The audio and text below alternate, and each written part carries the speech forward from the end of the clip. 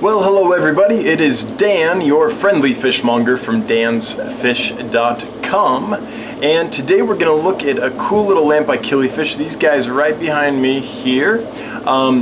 They're small, they're beautiful, they're active, they're fun, and they're really rare. They're super hard to find. These are Poropanchax luxophthalmus. Say that 10 times fast. Luxophthalmus, luxophthalmus, luxophthalmus. Anyway, let's take a look at them and I'll tell you all about them. So here are the little guys, and by little I mean they're a true nano fish. They're about the same size as like a Norman's Lampeye, if you're familiar with that similar killifish, Poropanchax normani.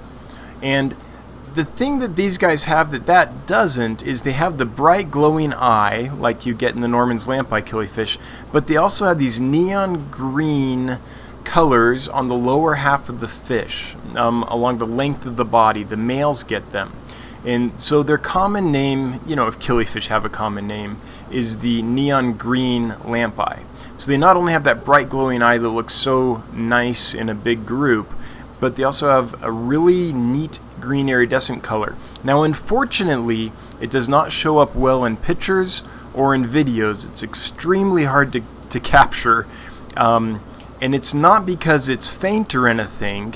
It's there and it's strong. It's just almost pure iridescence, and so the iridescence just doesn't come through. So just please trust me when I tell you that the lower half of the fish, kind of from the front of the fish to the back, oops, looks like we're changing the lens here, is this really neat iridescent green. And you'll pick up hints of it here, but it's a lot more vibrant than what you're going to be able to see here.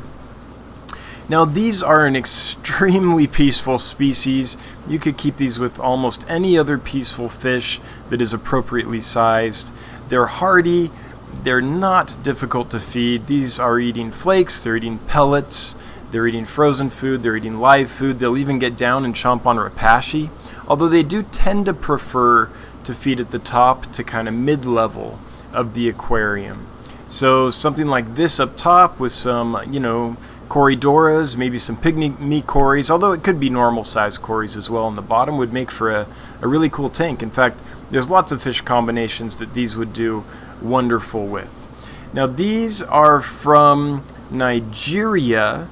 They're from Ibafo in Ogun, Nigeria. So the collection location is Ibafo, I-B-A-F-O, from the province or state of Ogun in the country in West Africa, Nigeria. So they have an actual collection point, which is kind of neat because then you know that this fish is specific to this point, and it's a little different from other locations of this fish. In killifish, that's something we do. We keep track of where the fish came from, not just the species, because each location can have distinctions that make it unique enough, like differences in color or finnage and things like that, that even though it's the same species, make it unique enough that it's worth keeping a pure strain. Also, what often happens in the killifish hobby is that two different locations, as scientists learn more about them, pardon the reach here, I'm trying to get the best view possible, trying to get an angle that will show the green. I don't know if I was ever very successful, but you can get a glimpse of the eyes, although they're a lot brighter in person. But the green, I guess you get a glimpse, but it's just not going to show well. Anyway, as scientists learn more about these different locations, often they discover that they're actually different species. And so if you were breeding them together, you'd be creating hybrids. Now, that's probably not a problem with this species because this is so rare, it's hard to find this fish. I've been looking for this fish for about 25 years. Finally found a way to get some and brought in a bunch, more than I need though, so I have some to sell. They'll be available till they're sold out at getgills.com. I have a store there called Dan's Fish, or you can go to dansfish.com and it'll take you there as well. But anyway, this isn't a sales pitch, this is a care video, so let's talk more about that. So these guys, I have not tried to spawn them yet. I bet if I put in a spawning mop and took it out after a day or two, there would be plenty of eggs in it. I have seen males displaying and things like that. So they're a simple egg mop spawner. mop spawner, not egg mop spawner. So they'll lay their eggs in the mops, and you can just pick them out and grow them up there. You can also just keep them in a heavily planted aquarium and feed baby brine shrimp and small foods, you know, at least once a day or so. And pretty soon you'll see little fry starting to grow up among the plants if there's enough cover. Or you can put them in an aquarium, and after a week or two, move them and the fry will start to appear. So there's lots of ways to breed them. Since I haven't put a mop in there yet, I'm not quite sure how big the eggs or the fry are, so I'm not going to get into that. But the other lampeyes that are similar that I bred, that's how they've done it, and they've been fairly easy to raise. Now, these guys, temperature-wise, I keep mine in the mid-70s. They do just fine in that. My setup's very simple. It's a bare bottom tank with a box filter bubbling to kind of remove some particulates from the water and help keep the water clear. It's a sponge filter for biological filtration.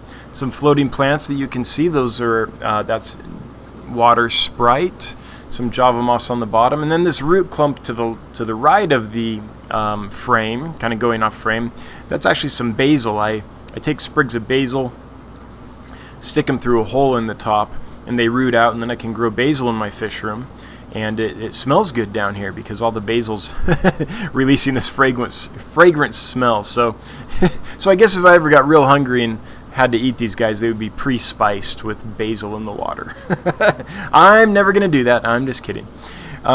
Anyway, beautiful little killifish. Really, they truly are. And the main feature with these guys, besides that eye in the green, is just their activity. They're very active fish, always doing something. They do best in groups. A lot of killifish are fine being single. These would do much better in a group.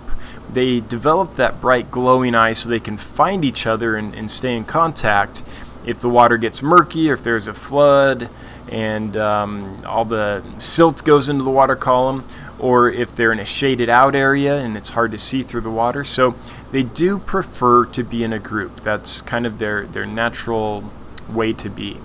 Anyway, yeah, that's about it for care. They're actually pretty simple. So there they are, cute little killifish, really colorful in person. Don't show up well on camera, don't show up well in pictures, but I promise they're pretty neat little guys.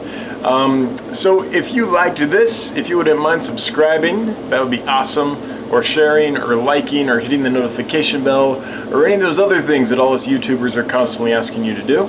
If you feel so inclined, I invite you to do so. If you haven't checked out getgills.com, it's a great place if you're looking to buy fish, or if you have fish to sell, you can list them there. Anyway, till next time, have a good one. Talk to you later. Bye-bye.